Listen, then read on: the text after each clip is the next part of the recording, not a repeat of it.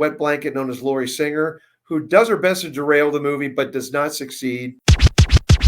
Hi, this is Jeffrey Bryan, the keyboardist for the band The K-Tel All-Stars, and I'm on All Over the Place podcast where the fun sanity never ends. Hello and welcome back to All Over the Place. I'm your host, Eric Provoznik. We are the official podcast of Media Pub Live. We've got a lot of the people coming on the show, sponsors, they're coming up. It's happening, folks. It's happening. And it's because of you liking, sharing, subscribing. We passed a milestone this week over at YouTube. Our subscriptions are going up and up every week. Thank you so much for that. Keep it going. We love it. We appreciate it. And, Jim, I know you appreciate it. Thanks, everybody, for I absolutely appreciate it. Thanks, everybody. And, we've got a Threefer today, and it's just me and Jim today. And I don't want to say just me and Jim. It's the show. It's what we're doing. And for those of you watching, you can see a little, some in the background there. There's some military stuff. There's the White House. There's a gun. There's the Kremlin. Today, and we are dropping on Election Day, but we are not getting political, specifically speaking today. We are going to be talking about our favorite 3 political thrillers. I almost said political threefers. No. Political threefer about political thrillers. And our first one, I don't want to give it up just yet, but we're going to be discussing a movie that came out 2008. Is that when it came out, Jim? Early 2000s. But before we get to that, though, it's Election Day, and well, folks, by the time you watch this, we'll know some things. We might not know some things. We didn't know things a few years ago, but that's not what we're here to discuss. We're going to get into that later because I learned that Jim and I are both going to be working at precincts this year. And I'm sure we have to remain, unbiased before then, but we will have some stuff to talk about afterward. Got our word on that one. So until then, though, let's cut to the political thrillers. Jim, you're our resident movie guru. We're going to start with you. All right. So I'm going to start off by saying this was a tough list to make because political thrillers, a lot of them aren't really my thing. They tend to be either, in my opinion, really dull, or they're so partisan that they kind of cross the line into propaganda. Mm-hmm. Basically like, oh, look, all the bad guys in this movie just happen to be people I disagree with. All the heroes are all on my side. And the entire movie is about watching the people I don't like get defeated by the hero. Enjoy your popcorn. It's entertainment, really.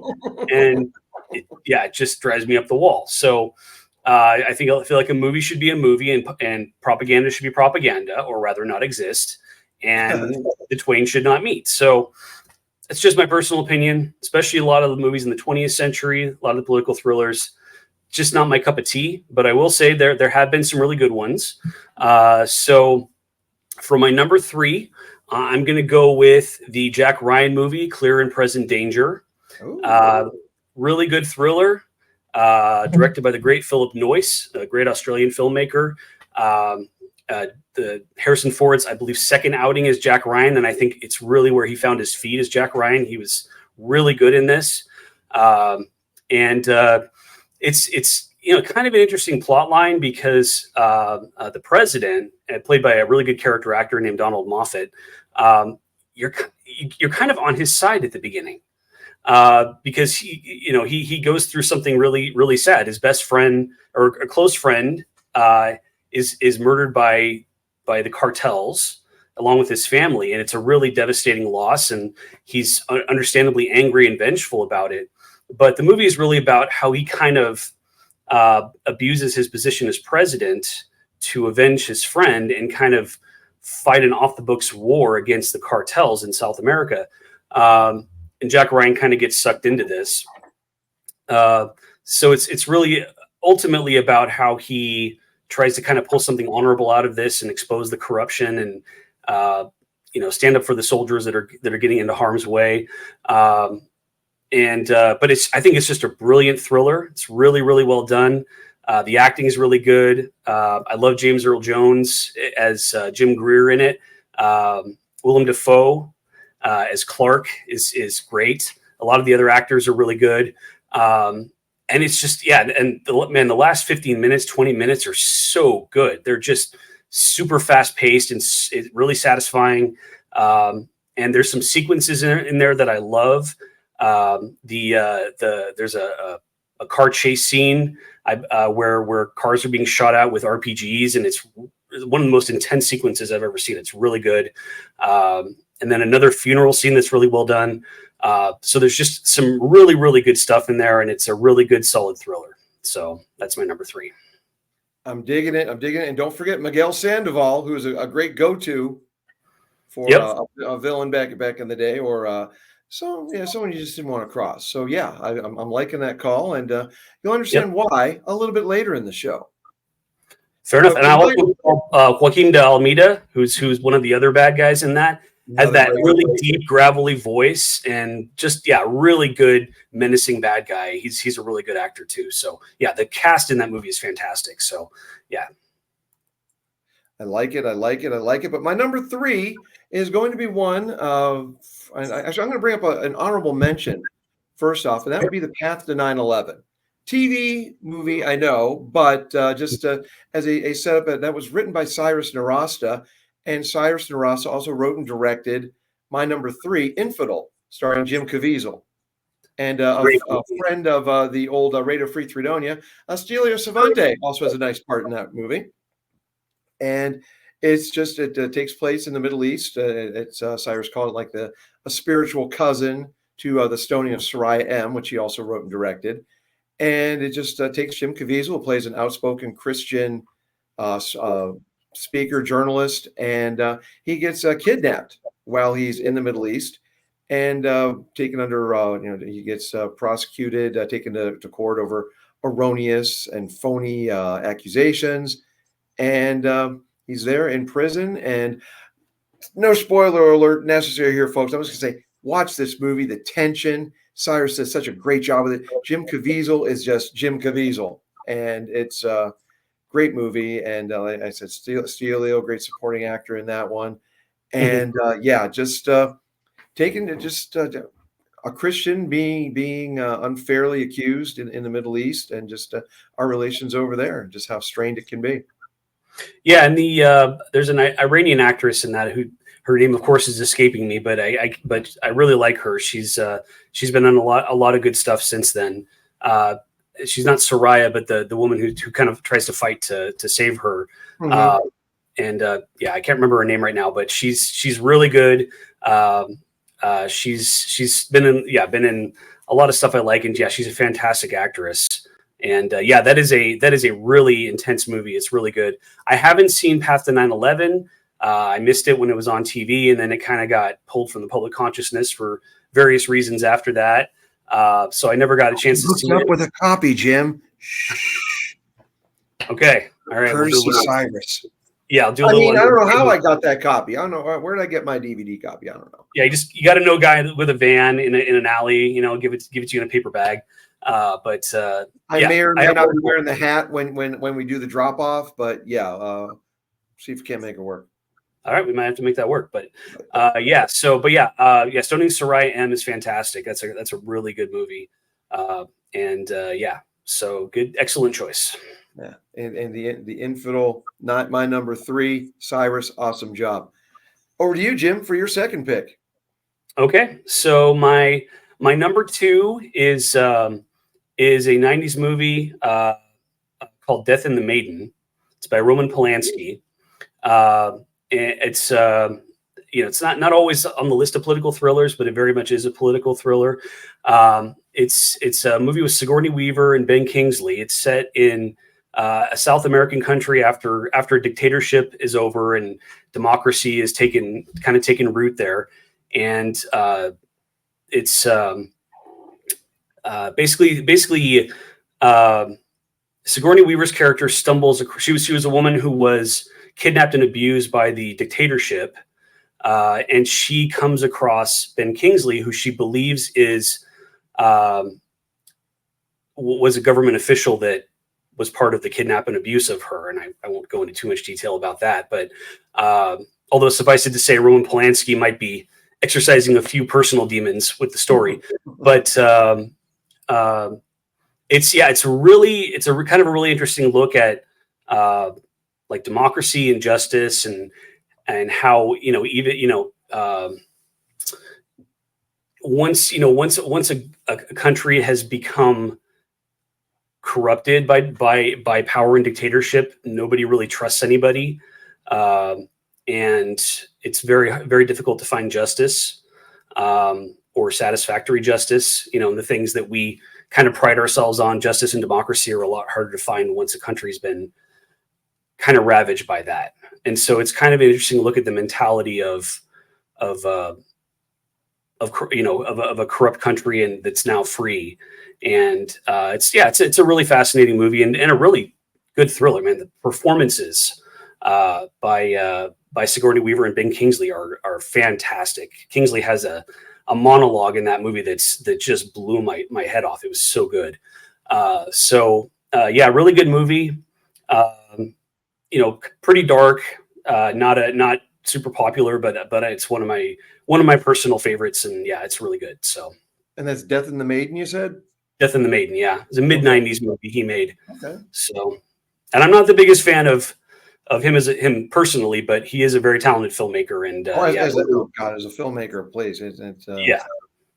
So that would have been after Frantic, then, right? It was. Yeah, Bitter Moon and Frantic, and then I think that was his follow-up from those, and and I think after that was that weird Johnny Depp movie, but whole other ball of wax there. But we Polanski digress. So yeah, right. I will definitely check that one out. I mean, Sigourney Weaver, it's Ben Kingslly. Really can't go wrong in terms of acting performances with either of them. So yeah, I believe it was based on a play, so it is very talky, but riveting stuff. It's very well done. So. And good for both of those actors again. I love it. So, well, for my number 2 pick, we're gonna borrow a little bit from Jim on this one. I'm gonna say overall, and I've only seen the first 3 theatrical ones, and I saw season 1 with John Krasinski, the Tom Clancy novels. But specifically, I'm gonna go with Patriot Games, which it was Harrison Ford stepping into Alec Baldwin's role. I thought he did a great job at it. Although quick nod to my father here, who was a huge Tom Clancy fan, and he still thinks to this day that Hunt for Red October, that Alec Baldwin is the definitive Jack Ryan. So I'll defer to my dad on that one, but I just love Harrison Ford. He stepped into that role and just made it his, as far as I'm concerned. And just I've always been a big fan of IRA stuff, which we'll hear a little bit about that later too. Hint, hint, foreshadow on that one. No, and Sean Bean, phenomenal as the obsessed brother, and just the IRA terrorist, and just James Earl Jones, always great. Sam Jackson had a nice little supporting role in it, and Richard Harris, awesome as the leader of Sean Finn. And Harrison Ford does a lot. You can look it up on the YouTube clips of Harrison Ford doing his points, his finger up. I think he gives his definitive one, turning on Richard Harris when his daughter's in the coma. If looks could kill. Oh, good Lord. That is just brilliant. And as Jim mentioned with his pick of Clear and Present Danger, Philip Noyce, awesome direction, just the tension and the end battle, going up against Sean Bean, and just love Patriot Games. I can watch that one again and again. And it's the only because there's a reason why it's the only Jack Ryan I own on Blu-ray. So, yeah, I think that was the first movie I ever saw Sean Bean in, and yeah, I was instantly a fan of his after that, because he's such a live wire in that, playing this guy who's like so psychotic. Even the IRA is like, okay, buddy, why don't you go leave us alone? When you have reached that status with the IRA, right, you're on Prime Psycho list. Absolutely, yeah. But I do love Harrison Ford in that. I mean, like you said, that one scene where he faces off against Richard Harris, man, because very few actors can do so much with so little as him. He can take just a look, a gesture, and just have so much emotion behind it. And he's very much a man of few words in a lot of his movies, but that works because of that, because he can pack so much into so little. it was fantastic. It's actually, I like Clear and Present Danger, and especially The Hunt for Red October more personally, but yeah, Patriot Games is a definitely a solid thriller and a lot of fun to watch. So like I say, it's the Irish, the very tiny Irishman in me, and I always dig the IRA stuff. So yeah. Yep, for sure. All right, Jim. Well, that takes us over to your number one pick. My number one mentions you may have. Okay, so yeah, quite a few honorable mentions here. I'm gonna throw them out there, and again, as always, apologies if I step on any of your movies. But so I'm gonna say JFK, and brilliant film by Oliver Stone. To be blunt, it is complete bullshit all the way through, but it is beautifully made bullshit. It's I don't think there's a whole lot of truth behind it, but it's absolutely spellbinding for like a 3.5 hour movie, however long that is. It's absolutely brilliant and fascinating movie. This isn't really thriller genre, but Captain America: Civil War it's a superhero movie, but it's definitely a political thriller too. There's so much layered into that story about the trade-offs between freedom and security, and let both sides get their say. It's interwoven into the story, so it doesn't feel preachy, and it's a ton of fun watching the Avengers go at it with each other, both verbally and physically, and it's just a really well-made, entertaining movie. So, a Brian De Palma movie called Blowout with John Travolta. Another really well-made movie. He plays it's probably his best performance, honestly, maybe, or at least up there with Pulp Fiction. He plays a sound recording man who stumbles across let's just say an act of political corruption, and then ends up being kind of sucked into it and having to protect himself. But yeah, really good, solid 70s thriller, that one. This one isn't very well known, but I went and saw it in the theater, and it's really good. It's called Breach. It's a thriller with Chris Cooper, based on a true story. He plays a CIA agent who turned traitor. It's not really a spoiler because it actually happened, but it's about the investigation into him. It's Ryan Phillippe plays the CIA agent who's investigating him. But man, Cooper is so good in that one as this kind of CIA loyalist who thinks the organization's lost its way, and is in his own twisted way trying to kind of save it from itself. But his performance is just so good in that. So I recommend that one for anybody who hasn't seen it. And then another thriller called No Way Out. Kevin Costner by the great Roger Donaldson.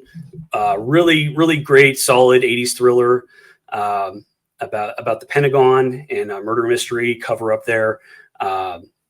It starts out in kind of generic thriller romantic territory, and then the whole second half though just hyper focuses in that Pentagon building and doesn't leave it. Well, Kevin Costner's character is running around trying to solve the mystery and exonerate himself, and it's so well done. I love that movie, and has kind of a wild. Please, Gene Hackman, Will Patton, Sean Young in her prime. I'll say no more about that, but yeah. Very quick, Ann Archer in her prime too, with the Jack Ann Archer. Yeah. Yep. Another Jack Ryan. Kind of a crazy twist at the end of that, which I won't give away, but yeah, kind of a wild movie. But yeah, really well done. I like No Way Out a lot. Yeah. For my number one, I have to go with the original Manchurian Candidate, Cold War thriller from the 60s by the great John Frankenheimer. One of his first movies. It's kind of, it's a Cold War thriller, kind of a commentary on McCarthyism, but it actually takes shots at both sides of McCarthyism. So it isn't just pounding you over with one side, which I always appreciate. The directing in that is so good. It's so like just fast paced and just sucks you in. Frank Sinatra, surprisingly, is really good in the lead. Lawrence Harvey, I think is the only movie I ever saw Lawrence Harvey in. although I could be wrong, but that's the only movie I remember him from. But he's really good in that, and of course Angela Lansbury as maybe the creepiest mom since Psycho in a movie, and or Joan Crawford in Mommy Dearest, or Joan Crawford in Mommy Dearest. Yeah, another good choice. But yeah, it's just utterly fascinating movie. It has so many crazy twists and turns, and it's just a lot of fun. There's a lot of dark comedy in there. There's a lot of thrills in there, and it's just a really cool spellbinding thriller. Do not recommend the remake, even though I love Denzel. The remake I thought was awful, and just not very well done. So, but yeah, the original is great though. I love Manchurian Candidate. It's a fantastic movie. So can't go wrong with that call. No, it's a nice expounding on when we brought up our actors who went on to be, or sorry, singers who went on to be actors. So yes, I like that. Good call. Right. And I've heard a theory. This might work as a trivia, but I've heard it theorized. Hold on. We have a banner for that, and we want to make sure we use it. And let's where to go. Here we go. I've heard it said Manchurian Candidate might be the first instance of martial arts used in a mainstream Hollywood movie, in that fight with Sinatra and Henry Silva. So, early 60s, martial arts was still very new on American screens. It was interesting they kind of threw that in there instead of having it just be like a bare knuckle brawl. But I think Sinatra actually handled his fight pretty well. And yeah, it's kind of funny that the first time we see martial arts on screen, it's by Frank Sinatra of all people. Just showing he is the boss. So, or not the boss, the chairman of the board, right? Yes, chairman of the board. Sorry, after my time, I have to catch up on these things. But we won't let Tom know about that one. We won't sick Mr. Dreesen on you. I wouldn't want to take you in a back alley. I'll take that right now. He'll send the ghost of Frank after you. You never know. So, well, I love that call. I love all of yours. Those are great. To my honorable mentions, I'm going to go with Winter Soldier, Captain America: Winter Soldier, because I think that planted the seeds, laid the groundwork for what you were talking about with the freedom versus safety and all that, and just it was when Cap and Black Widow started questioning what's going on with Shield. I love Winter Soldier, and it was, I think, political without being overly political, because you got both sides of it. I liked Winter Soldier. I'm giving the edge to Civil War because I thought it holds together better as a movie and as a plot line. I felt like Winter Soldier was good for a while, and then at the end it just kind of falls into like CGI stuff falls and things explode, and it's like, I don't know, some of the stunts in that and some of the CGI was really iffy to me. So I felt like it didn't stick the landing as much as I'd like to, but yeah, I really do like how the first 3/4 of it set everything up. It was very well done. And this is where the agreeing to disagree. I thought Civil War got a little more bloated, but they're both great movies, so you can't get around them. And I think that those are two of the strongest, if not the strongest, outside of Endgame and Infinity War in the MCU. So, but that's an honorable mention for me. Another honorable mention, a past guest of ours, John Scheinfeld. I'm going to go with What the Hell Happened to Blood, Sweat, and Tears. I think that is just, as a music lover, yes, but as a political thriller, I thought John Scheinfeld did a great job assembling that, and just it sucked you into what was going on in the Cold War at the time with the band and politically. My final honorable mention will be In the Name of the Father by directed by Jim Sheridan, starring Daniel Day-Lewis, Emma Thompson, and Pete Postlethwaite. Great supporting roles in that one. Daniel Day-Lewis, I thought, was on fire as Jerry Conlon, and that's actually where my obsession with the Irish political things began. Was I was elementary school, maybe middle school, when Jerry Conlon, I think elementary school, when Jerry Conlon did his hunger strike from prison. And I thought that the movie did such a great job exposing the British system for coercion and violent, and just and just love Daniel Day-Lewis, which, yes, he won for My Left Foot, deserving there. I thought he deserved it a little bit more for In the Name of the Father. But it's an honorable mention, so we're not going to get into it that much, because my number one is also based on a true story, and it is one that I've read the books after I saw the movie, and there are two books. There's the actual book, The Falcon and the Snowman, and then there's The Flight of the Falcon, because Christopher Boyce, the main character in that, played by Timothy Hutton, escaped from prison and was on the lam for a while, successfly on the lam, up in your neck of the woods, if I remember correctly, Jim. Up in That's right. Pacific We get all the best people up here. Then he moved over to Idaho, but yeah, it's and Dalton Lee, his best friend from Catholic school, played by Sean Penn, and it was essentially Sean Penn. You could say playing himself, but it was such a great. For me, it was the next movie I saw from him after Fast Times at Ridgemont High. So it's like Jeff Spicoli gets a little bit older, gets into the spy business, but just crazy there. Just again, like basically be playing himself, but my God, it just the tension in that one. Of course, there's the wet blanket known as Laurie Singer, who does her best to derail the movie, but does not succeed. Gets pushed to the side there, and yeah, it's and Pat Hingle, I thought, did a phenomenal job as Chris's former former FBI father. And just you see the pride in his son getting that job, working in the government, and then just the utter disappointment when his son sells out his country.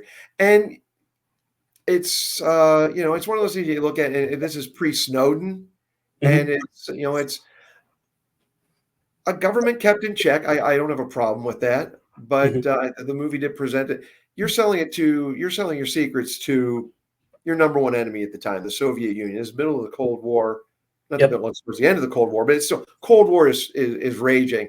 And Boyce was going on his principles, high-minded though it may have, and misguided as they may have been, but he was doing what he thought was right in exposing the government. He could have gone about it better than selling to the Soviets. Neither here nor there. Can't change that right now. But the movie I thought was just so great. And you got a very quick appearance from one of my favorite character actors at the end, Michael Ironside, is one of the agents who arrests Chris Boyce. Oh, I forgot he was in that. Yeah, well, it's very quick at the end. I think he's the guy that throws him to the ground and maybe calls him a punk or whatever it is. But yeah, Michael Ironside, very brief, but no, just Timothy Hutton, one of his best performances, one of Sean Penn's, in a line of great performances from him. And yeah, Falcon and the Snowman. Oh, and also has one of my favorite David Bowie songs they did with Pat Metheny, who Pat Metheny did the score in the movie. But This Is Not America, great David Bowie song. Right. And I have to also give props to an actor named Dorian Harewood, who's in that. He's a character actor I really like. He played Tim Hutton's coworker. Yeah, in there, and he kind of personifies that, the government worker who's basically just being paid to sit on his ass all day. And he's like, hey, this place is great. You just sit around and drink margaritas all day, and you don't have to work. And just kind of embodies that culture of taxpayer-funded corruption and sloth. But he's such a likable actor that, at the end of the movie, near the end of the movie, when he thinks he's going to get in trouble, he's freaking out, and he's scrambling to try to make it look like they're working and they're getting stuff done. Like, you actually feel sorry for this guy. It's like, you kind of hate that he's taking advantage of the taxpayers and everything in the system, but at the same time, it's like he's not really hurting anybody. He's just trying to do his thing, and now the bosses are coming down on him, and you actually feel sorry for this guy, and yeah, just like I say, a really naturally likable actor, and that's actually one of the. So I haven't seen that movie in a while, but I distinctly remember him in that role, and he really made an impression in a small role. But yeah, really good movie. Good Cold War story.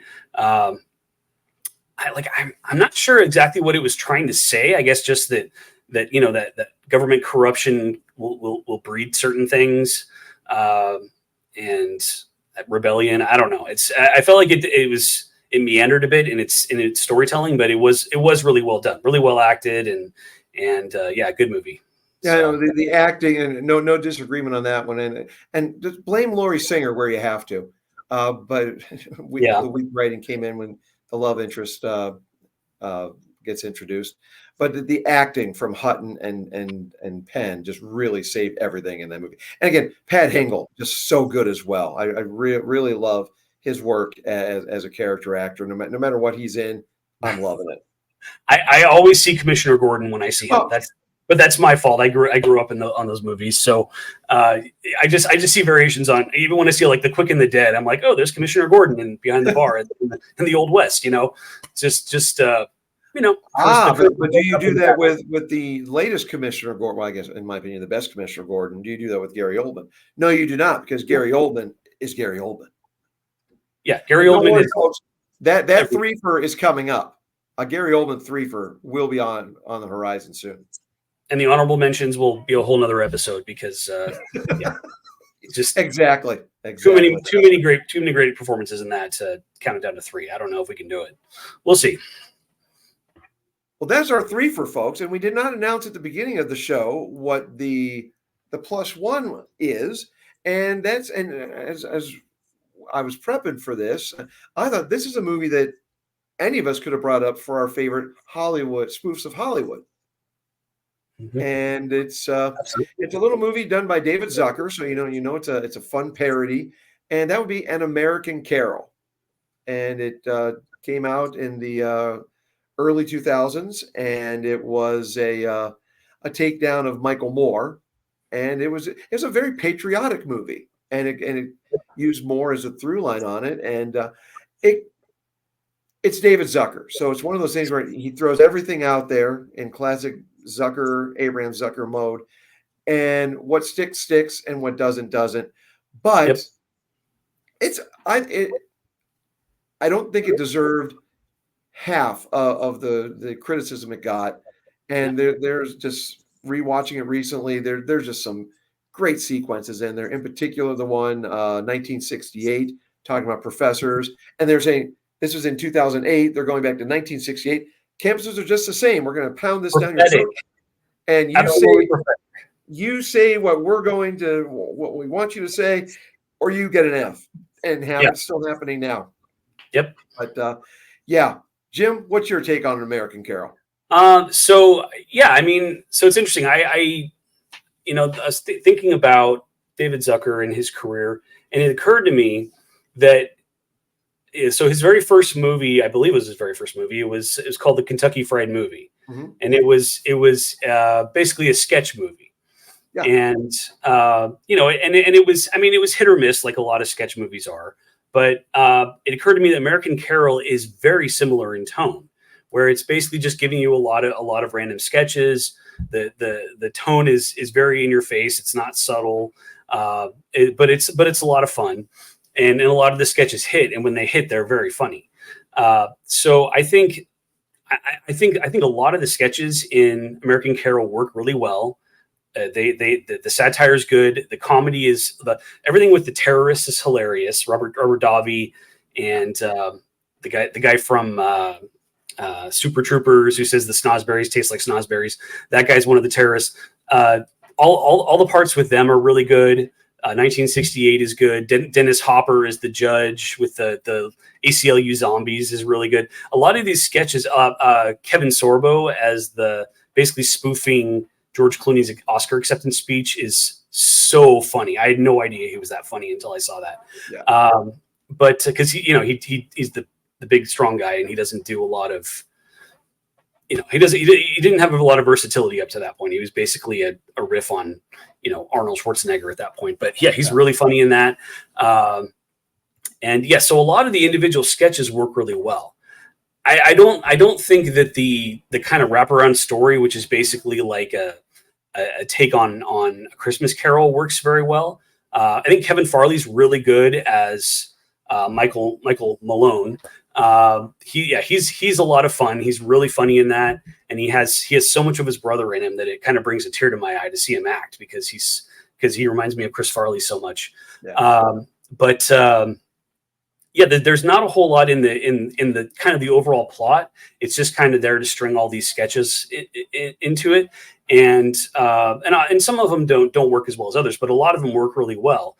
And so I kind of feel like I don't know if if this ever happened, but I wish he had tried to make this as like a sketch comedy show, like an SNL type show. With these sketches, that would have been perfect. So it's just stringing them all together in a movie doesn't really work with the overall plot.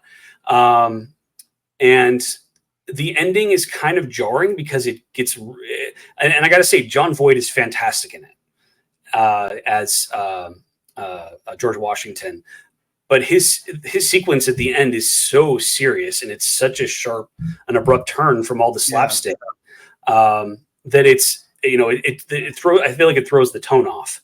But it is very well done as a self-contained story. I feel like that's really well done. Just having George Washington kind of reach back from the past and talk about what makes the country great today, I think is really beautiful. But I don't know. But the tone of it was so wildly different. So I think it's worth seeing because so many of the sketches are so good and so funny. And a lot of the acting is good.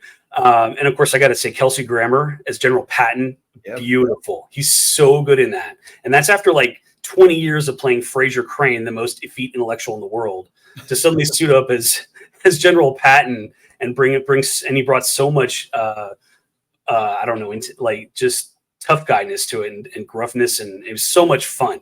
Like just, I could see a whole movie of him just being General Patton. He's so much fun in that. But, yeah, I mean, the sketches are all really good.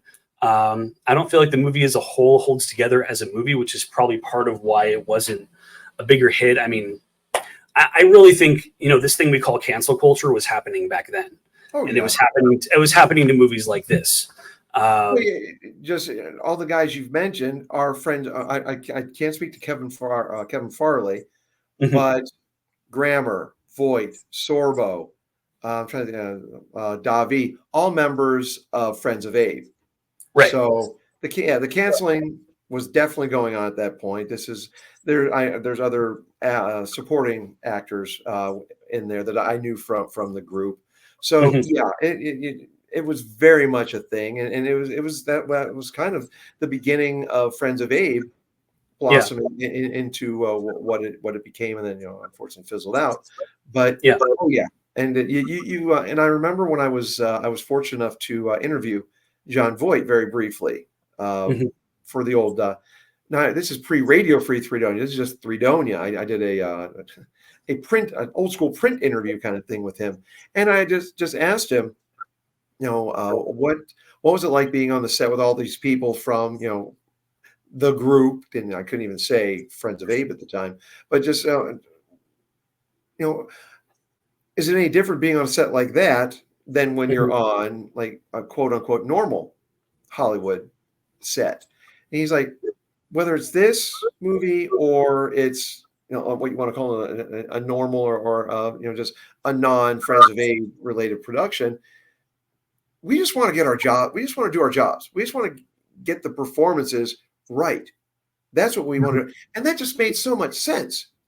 And why I think a guy like Jon Voight is able to still navigate the waters and not have to deal with the bullshit that the left likes to heap on you. And I thought that, I just think to the movie Reagan that came out a little earlier this year. And there's Voight again in that one. And again, a lot of people in that, conservative sphere, and Friends is no longer around, of course, but just these are guys who just want to go. These are guys. It's actors. It's actresses. It's men and women who just want to go out there and give great performances. And politics be damned. Agree to disagree when you're not on camera. Yeah. No, absolutely. And I know.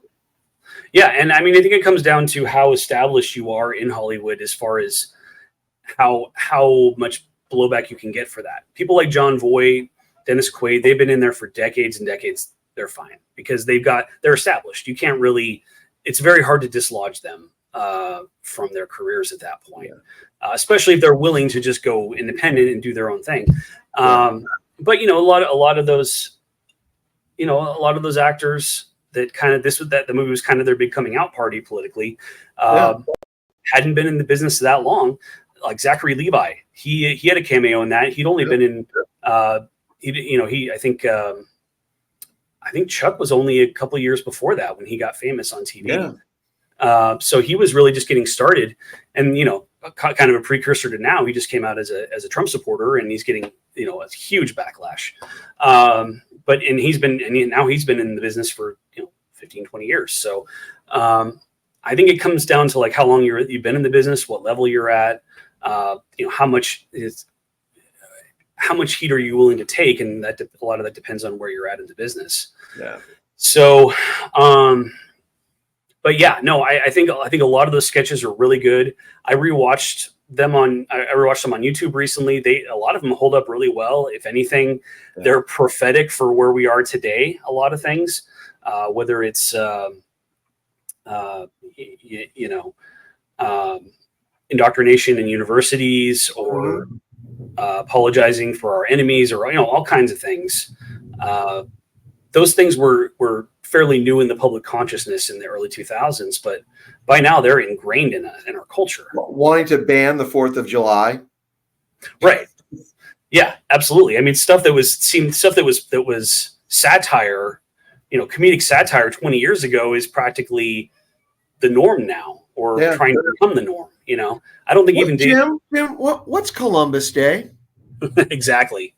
Yeah. And I don't think even David Zucker could have seen all this identity politics coming that we're dealing with now. But I God knows what he's doing now. But I'd like to see it. It doesn't need to be done by Zucker. I think he would do a great job at it. But fortunately, there are guys out there who are doing it. Whether it's Babylon Bee or it's just filmmakers who make Reagan. Yep. But yeah, just keep poking fun. That's our job as whatever walk of life you're in. Your satire, parody. We're supposed to deflate the egos. Yeah, and it's puncture the pomposity. Exactly, as Dr. Demento might say. Gotta love Dr. Demento. Yeah, and it's just it's such an open marketplace of ideas now. Not in the mainstream of Hollywood, but Hollywood I think is becoming less and less relevant in the culture. So you can make something on YouTube that'll get more views than The Daily Show fairly easily nowadays. So Hollywood can send its best and brightest, but there's so much competition. They're not as relevant as they used to be. So there's that. The good news is there's a lot more market for just anybody that wants to go out there and create their own satire. Looking back on some of the sketch stuff that Zucker used to do. I mean, you look at some of those 70s, like some of the sketches from Kentucky Fried Movie. Yeah. Absolutely could not get made today, as they say.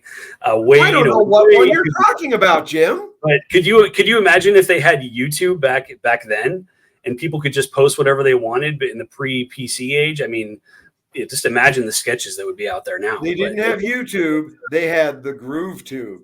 They did have the Groove Tube. There's a blast from the past. There's an HBO that my dad had, that the Groove Tube and Animal House run the same VHS in the Provoznik household. So that's a good pairing right there. Yes, demented humor and fun humor.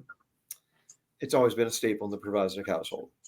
Yeah, and I think actually the American Carol. Stop me if I'm wrong, but I think American Carol actually got made outside of the studio system. I think it was funded by a French producer, and marketing was very low for it. It was mostly online, just word of mouth and grassroots type stuff. Yeah.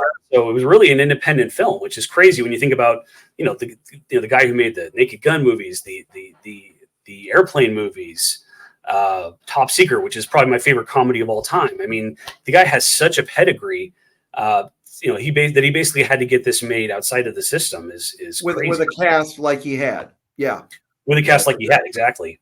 Yeah. So many, so many funny people in that. It's actually incredible. I mean, Leslie Nielsen, who had to be at or near retirement. The fact that he came back and made that movie was really said something for his integrity and his loyalty to his friends. So much talent in that. It was fantastic. So, I would say it doesn't hold together entirely as a movie, but as a sketch comedy movie, it's great. and it's very prophetic. Well, like I mentioned at the top of our appreciation of An American Carol, it's the Abraham Zucker model. Some things hit and really hit, some things don't. So, but I think you have a lot more hit than miss in that one, especially like you've been saying, Jim, as separate sketches, a lot more hit than miss. And yeah, the through line with the nod to Charles Dickens didn't work as well at sometimes, but still, I think a movie well worth seeing. And even now, we're coming up on like 15 plus years since, but check it out, folks. An American Carol. Yeah, I'm pretty sure you can get it on your streaming services, or can do a purchase somewhere. Or I think it's free I think it's free to watch on YouTube also. Oh, okay, at least we have YouTube for now with that one. But check it out. Also, check out our Threefer with our 3 political thrillers and our honorable mentions as well. Jim, It's always fun talking movies with you. We even got to break out the trivia with Jim today. Always fun. And folks, it's election day. I don't want to say I hope your candidate won. I want to say what I will always say. I'm not a Democrat. I'm not a Republican. I'm an American. And as divided a culture as we have become, thank you, Tom Del Vaccaro, for that phrase and book. I just want our country to succeed. And especially coming off the heels of that Reagan movie, I don't want to give up hope that it can't happen again. May not be now, but I hope that the seeds are planted enough that I still believe it can happen, whether it's in the next 4 years or the next 8, whatever it may be. God bless America. I got no problem saying that ever. And Jim, always fun doing a show with you. Same here. And amen to everything you just said, sir. All right. Well, folks, this has been All Over the Place. As always, thanks for liking, sharing, subscribing. Keep it up. We continue to grow because of you. And the Fun Sanity returns real soon. Take care, everybody. Bye-bye.